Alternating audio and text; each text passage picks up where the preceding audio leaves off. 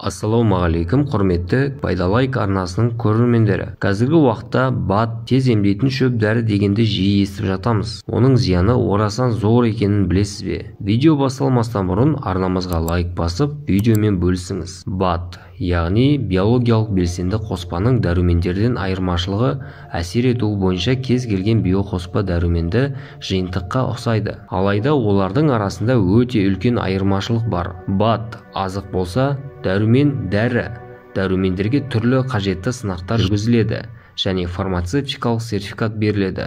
Екеуі де пайдалы, бірақ дәріні алмастыра алмайды. Дәрумендердің құрамындағы әсер ететін зат мөлшері қатаң түрде сақталады, ал биоқоспа емдік әсер бермейді. Сондай-ақ олардың арасындағы айырмашылық, дәрумендер денсаулыққа қажетті нақты зат болса, биоқоспалардың жеке өзі ешқандай әсер бермейді. Биоқоспа тағамға микро және макро элементтер береді. Оның биологиялық әсері дәруменге байланысты болады.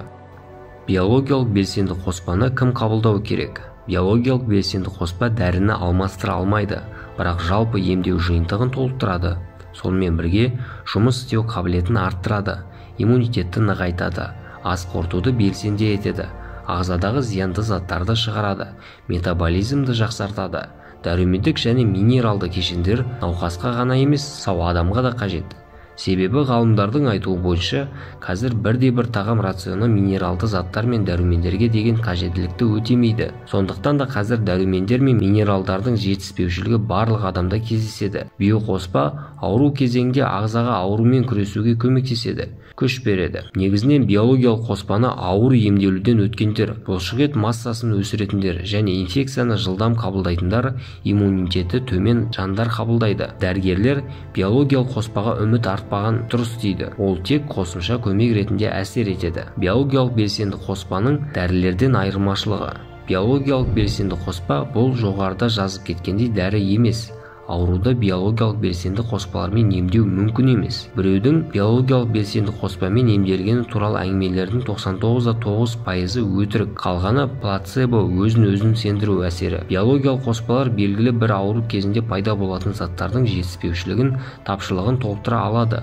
Мысалы, егер адам остеопороз болса, сүйекке кальций ешқашан оралмайды, бірақ қосымша қабылдаған кальций организмде болатын зат алмасу процестеріне жетеді. Қандай ауру кезінде биологиялық белсенді қоспа қабылдауға болмайды?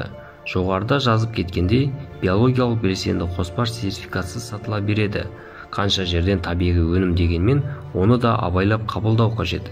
Әсіресе жүкті әйелдер мен емізетін және жасы келген кісілерге, бауыр мен бүйрегі ауыратын жандарға абайлап қабылдаған жөн. Сонымен қатар, биологиялық белсенді қоспа әмбебап емес, оның барлық ауруға жарай береді деу қателік. Қорыта айтқанда, әрбір адам өз денсаулығына өте мұқият болып, ауырғаннан соң ем іздемей, ауырмаудың жолын қарастыру керек. Алайда таяқтың екі ұшы бар екенін естен шығармаған жөн.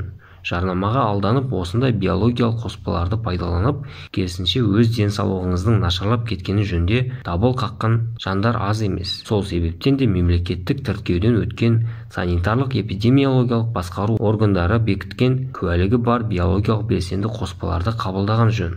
Құрметті көрермендер, егер де сізге видеомыз пайдалы болса, лайк басып арнаға жазылыңыз. Біз сіздерге дәрігерлер айтпайтын құпия ақпараттармен күнделікті бөлісіп отыратын боламыз.